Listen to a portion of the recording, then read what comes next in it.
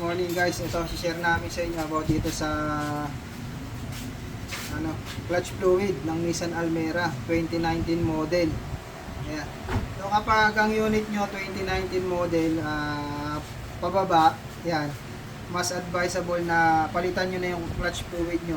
Tulad nito, yan o. Ito yung clutch fluid ni Sir na ang odo niya ay 70 plus. Ayun, napakadumi na. Ayun. Nakita, napakadumi. So, kapag ganyan ang fluid nyo, ayan, makaka-apekto yan sa release bearing, sa clutch master, kasi pwedeng lumusot ang clutch nyo. Ayun, napakadelikado nun kapag ganun ang nangyari. So, mas maganda ipa-check nyo, o kaya pag na-PMS kayo, ipa-check nyo yung clutch fluid. So, kapag ganito ang kondisyon, yan, papalitan nyo na. Yan. Mahirap kasi na dumating sa punto na sa sobrang dumi niya, masira yung clutch master o kaya yung secondary o yung tinatawag na release bearing sa loob. Mas malaking gastos po yun. So ito, prevention to para mangyari yung ganong senaryo, yung masira yung ibang component ng clutch, mapapalitan nyo na yung clutch fluid. So ito yung nakuha namin, no? So sa procedure ng pagpapalit ng clutch fluid, ito, tutok mo dito. Ayan, tapos sa procedure ng pagpapalit ng clutch fluid, so kailangan may nakaabang kayo ditong imbudo, tapos brake fluid. Yung brake fluid at clutch fluid, isa lang po yan. So isa lang ang lagayan yan. Ngayon, ito naman yung sa may clutch fluid. So yun, dun sa iniilawan ko. So dito mayroon yan nakalagay na dalawang lock o yung dalawang clip. Dito yan. Tatanggalin nyo muna isa, and then itong isa naman is ilahin nyo pataas. Then pag nailan niya sa pataas, yan, i-hold nyo tong tube na to. Tapos mayroon naman nagbobomba dun sa loob. So yan. So papakita ko sa inyo kung paano. Hawakan mo to, Kirby.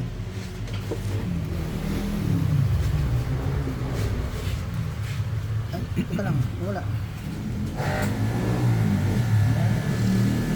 Naka-play ba? Oo. Lead, asan na yung natin? Hose, na yan, yung transparent na hose tulad nito. Yan. Kalimitan to, mabibili lang sa auto supply yung ganitong hose.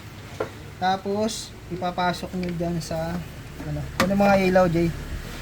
Yung mahaba. Yan. Yung hose, ipapasok nyo lang sa mismong bleeder.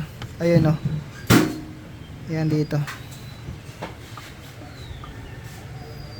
Yan. Kita ba? Tutok mo nga, iso mo nga. Ayun, pindutin mo yung Yan.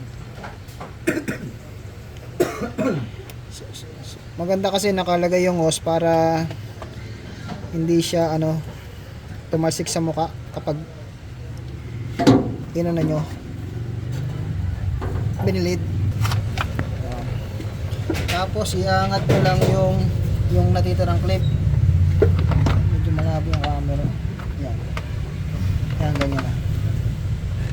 Iangat nyo lang yung natitirang clip. Yung kanina kasi ay natanggal na natin. Ngayon yung isa, iangat nyo lang. Huwag nyo tatanggalin, iangat lang. Yan. Yan. So pag naangat nyo na, i-hold nyo tong body ng release bearing na to, yung secondary. I-hold nyo rin din tong tube. So ganito. Ngayon, pabombahin nyo sa loob. Sige, bomba! So ayan mapabomba nyo sa loob. So ayan, makikita nyo pag naka-release yung ayan ayan makikita nyo may bumubula. Ayan, release.